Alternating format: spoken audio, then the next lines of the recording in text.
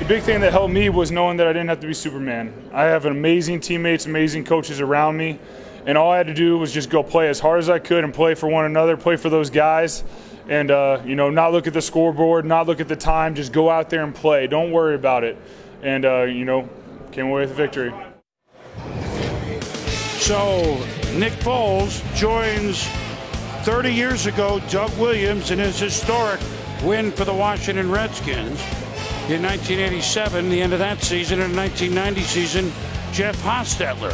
He joins them with the Giants when they beat the Bills as quarterbacks that started 3 or less times for that team during the season, but ended up winning the Super Bowl. 52 Super Bowls. We'd seen it 3 times. Tonight was Nick Foles, which we talked about. And so is it, look, this is a man that has thrown, Steve, 7 touchdown passes in a game in the NFL. It's not an unknown, yet people were, because it was Tom Brady, boy, he can't. Well, I mean, the seeds of this were sown last offseason when the only coach that went down to see Nick Foles after he got cut by the Chiefs was Doug Peterson. And Doug told him, look, you were with me in Philly.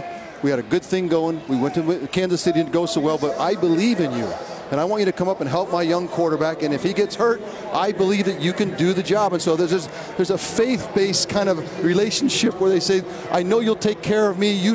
I'll take care of you. You take care of me, kind of thing. And I think in the Super Bowl, in the ultimate stage, Nick had the confidence that he had that Doug Peterson and the whole team in the organization believed in Nick.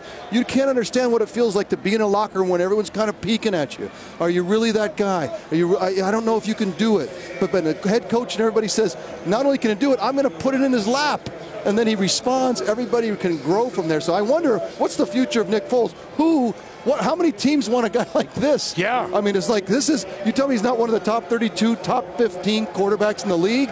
This is an interesting thing for Nick Foles to go back to a backup, but one of the all-time performances by a backup, of course, but just by a starter to face the guy of the century, the guy that can't be beat. You got to beat 4 times to knock him down. He finally, to take him down like Goliath, and he made every throw, Randy, every time. He dropped in dimes all over the field, and it seemed like Doug Peterson said, well, let's just, let's go. Keep going. You cannot ask for more. There's no superlative that can describe, in my mind, what Nick Foles did tonight. You know, just everything that you just talked about, man, I was just sitting here thinking there's just one word to just describe what Nick Foles has been through. Just an underdog. Just an underdog. I don't know if he got thrown out of Philly. I don't know how he left Philly, but he got thrown out of Philly. The good thing about it, he came back to Philly. Talking about Peterson came to get him, brought him to his team, lost his starting quarterback that they drafted to lead this franchise to a Super Bowl, came back to Philadelphia. I don't know how the city of brotherly love felt about Nick Foles when he came back, but I guess what? I bet they loving him right now. You hear me, Boom? It's the Philadelphia story, which once upon a time was a big thing as well. So right. The Eagles are champs. Tom Brady